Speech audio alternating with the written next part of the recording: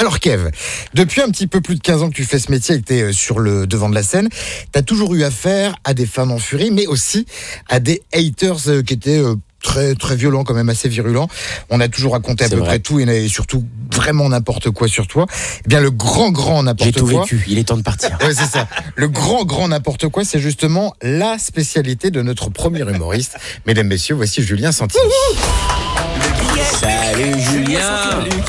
Et je connais Julien déjà, puisqu'il joue régulièrement au Fridge. Bah ouais. Alors, je vous le rappelle, le Fridge Comedy Club, c'est à Paris, rue Saint-Denis, si j'ai bonne mémoire, et c'est en partenariat avec Rire et Chanson. D'ailleurs, il y a une tournée en ce moment du Fridge un peu partout en province d'ailleurs. Exactement. À laisser Julien faire sa chronique, mais Ah bah oui, c'est vrai que c'est maintenant. Mais c'est vrai qu'il est bon de rappeler que le Fridge est un endroit. Rue Saint-Denis. Voilà. Allez, bon Julien. Alors Kev Adams, d'abord bonjour et bienvenue dans ma rubrique La bio à peu près. La bio à peu près. Alors, je suis désolé, normalement ce jingle devrait être envoyé par le régisseur, mais bon, il m'a dit tout à l'heure, j'ai oublié dans sa langue de régisseur. Bref, voilà, Kev Adams, déjà 30 secondes de passé et pas une qui vous est consacrée. Je me dis, je suis parfaitement dans le thème de ma chronique, à savoir l'à peu près, à peu près. On va parler de vous, mais on m'a rappelé au tout dernier moment qu'il y avait également votre réalisateur, Claude Zidi Junior, et qu'il fallait avoir un mot pour pas que vous vous sentiez mal. Donc, ça va, Claude Zidi Junior. Hey, Claude, j'imagine que... Ah bah c'est très très bien.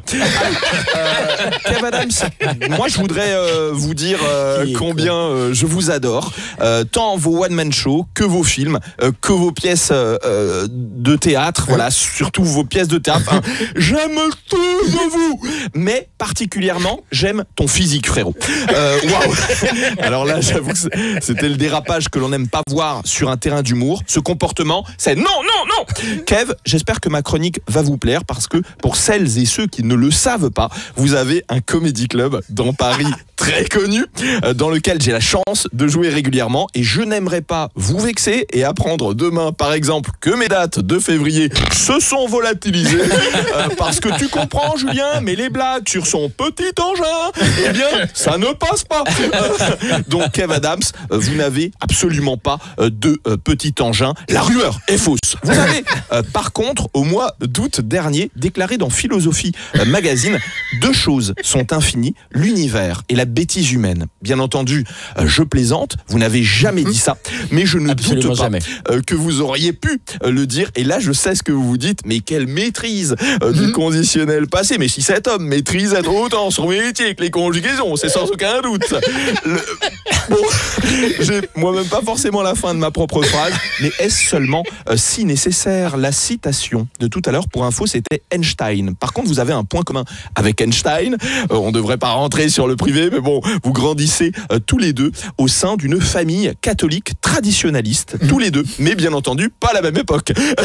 Mais bon, vous, la religion, Kev, c'est pas vraiment votre fort. Vous mettez un temps fou à maîtriser votre bénédicité, à tel point que ça stresse tous vos frères et sœurs, votre petite Smala, qui dit toujours « Putain, mais c'est dingue, mais on va manger quand, là, bordel? On peut pas faire un effort, Einstein !» Et ça, c'est un running par rapport à « Mais suivez, merde !»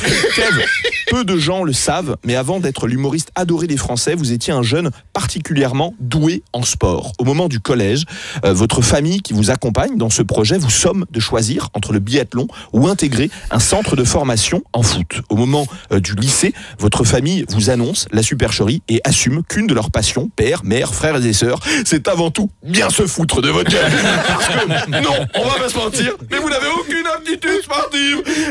Je ne dis pas que vous êtes nul, mais bref, de là, très grosse envie de revanchada chez le petit Kev Adams. Et là, vous vous dites notamment, et c'était en pleine fête de Pessard, et c'était hyper symbolique. Alors, pardon, là, je me suis carrément trompé de chronique, mais ça, on le coupera. Bref, à ce moment-là, vous dites, ah ouais, vous croyez pas en moi, vous verrez un jour, vous verrez. Et là, succès, réussite, triomphada, c'est tout simplement ça, en réalité, le vrai destin de Kev Adams. Ah, c'est beau.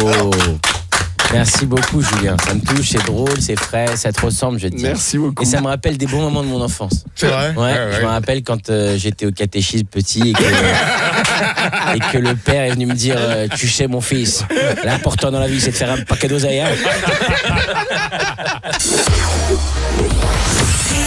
Les stars du rire.